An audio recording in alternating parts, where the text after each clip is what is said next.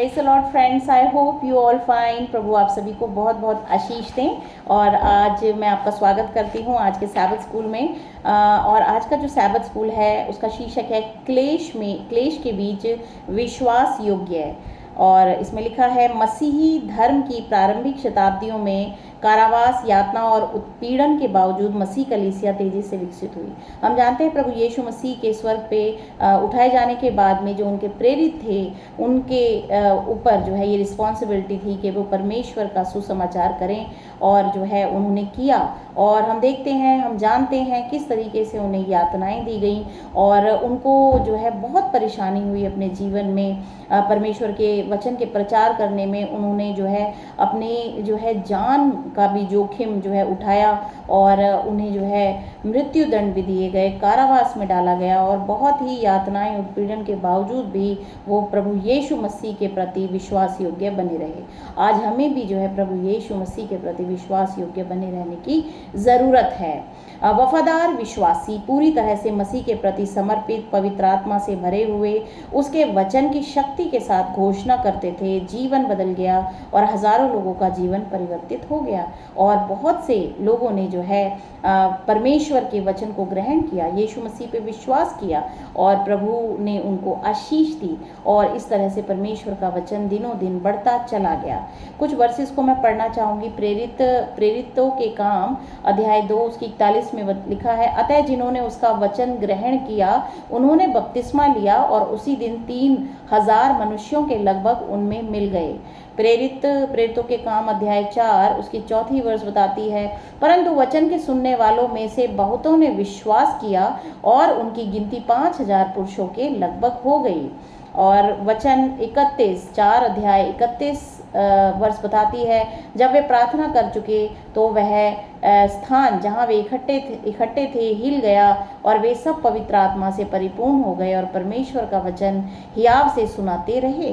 परमेश्वर ने हमेशा ही अपने लोगों की अगुवाई करी है, और परमेश्वर का काम निरंतर जो है बढ़ता चला गया है। पूरे पृथ्वी के ऊपर प्रभु यीशु मसीह का सुसमाचार का प्रचार किया जा रहा है। और प्रेरितों के काम और उसका जो वर्ष है 5 और उसकी 42 वर्ष बताती है, वे प्रतिदिन मंदिर में और घर घर में उपदेश करने और इस बात का सुसमाचार सुनाते थे कि यीशु ही मसीह है और वो ना रुके। इस तरह से प्रभु यीशु मसीह का प्रचार उन्होंने किया, क्योंकि उन्होंने अपनी आंखों से प्रभु यीशु मसीह को मरे हुए में से जीते हुए और फिर उन्हें जो है स्वर्ग पे उठाते हुए देखा।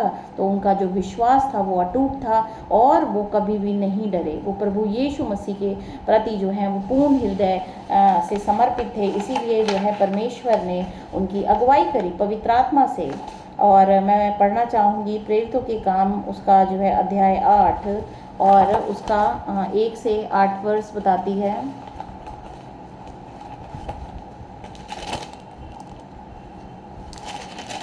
इसमें लिखा है, सामरिया में फिलिप्पुस का प्रचार। जो तितर बितर हुए थे वे सुसमाचार सुनाते हुए फिरे, और फिलिप्पुस सामरिया नगर में जाकर लोगों में मसीह का प्रचार करने लगा।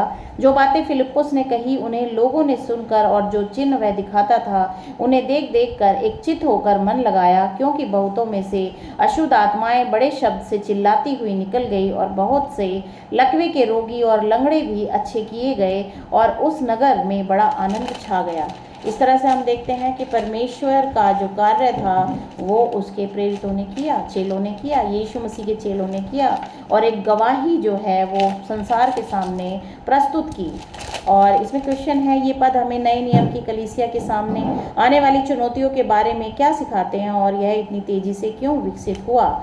विकसित इसीलिए हुआ क्योंकि ये परमेश्वर की मर्जी थी कि परमेश्वर ने चाहा कि मनुष्य का उद्धार इस संसार में आए, और वो जो है परमेश्वर का प्रचार हुआ और हो रहा है, क्योंकि परमेश्वर का जो है परमेश्वर का वचन जो है बताता है कि परमेश्वर ने बड़े प्रेम के साथ इस धरती के ऊपर रचना करी, मनुष्य की रचना करी, तो वो नहीं चाहता कि कोई एक भी जन जो है नाश हो। तो इसीलिए जो है परमेश्वर के प्रचार जो है पहले भी किया गया, आज भी हो रहा है, और बहुत ही तेज़ी से विकसित हुआ है।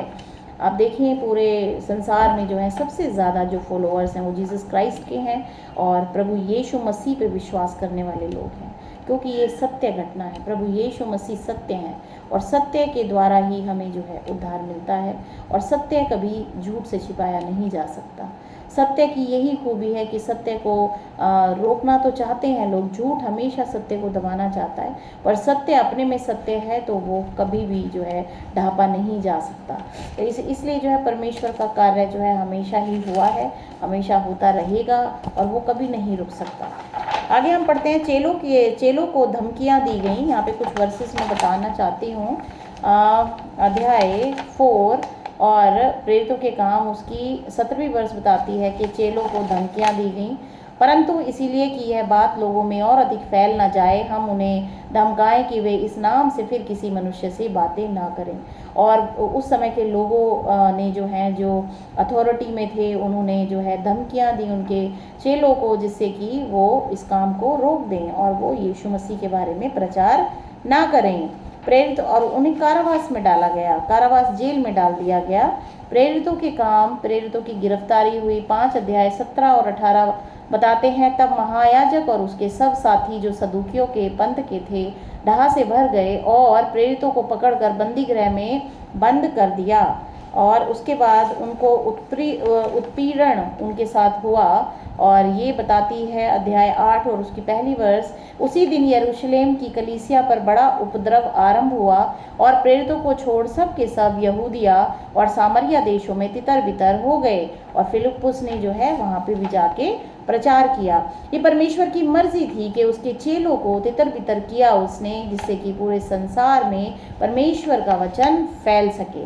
प्रेरितों के काम अध्याय 7 उसकी 59 वर्ष बताती है, वे स्तिफनुस पर पथराव करते रहे और वह यह कहकर प्रार्थना करता रहा, हे प्रभु यीशु मेरी आत्मा को ग्रहण कर। यहाँ पे हम देखते हैं कि मृत्यु भी जो है उनके प्रेरितों ने सही और गवाही से वो कभी भी नहीं हटे।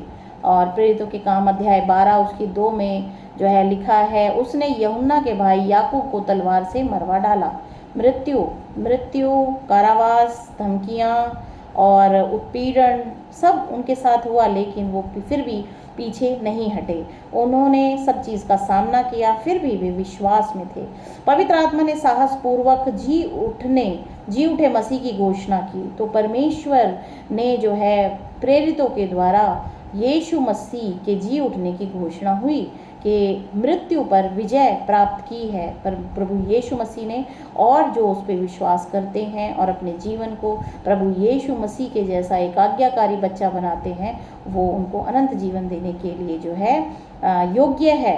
और पूरे यहूदिया, गलील और सामरिया में कलीसियाओं की संख्या बढ़ गई। अध्याय 9 और उसकी 31 बताती है कि इस प्रकार सारी यहूदिया और गलील और सामरिया में कलीसिया को चैन मिला और उसकी उन्नति होती गई और वह प्रभु के भय और पवित्र आत्मा की शांति में चलती और बढ़ती गई। इस तरह से क्लेशों के बीच भी प्रभु यीशु मसीह का कार्य होता रहा, उनका प्रचार होता रहा।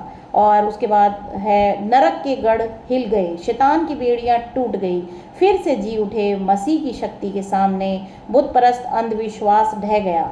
भारी बाधाओं के बावजूद सुसमाचार की विजय हुई।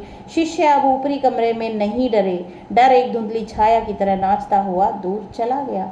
डर आता ही नहीं है जब प्रभु यीशु मसीह की जो है पवित्र आत्मा आपके अंदर रहेगी, आप कभी नहीं डरोगे किसी से भी। कोई अंधकार आपको डरा नहीं सकता, हिला नहीं सकता।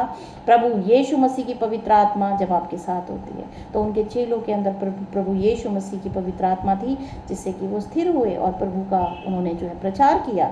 और आज भी निरंतर प्रभु यीशु मसीह का प्रचार किया जा रहा है। हम भी जो है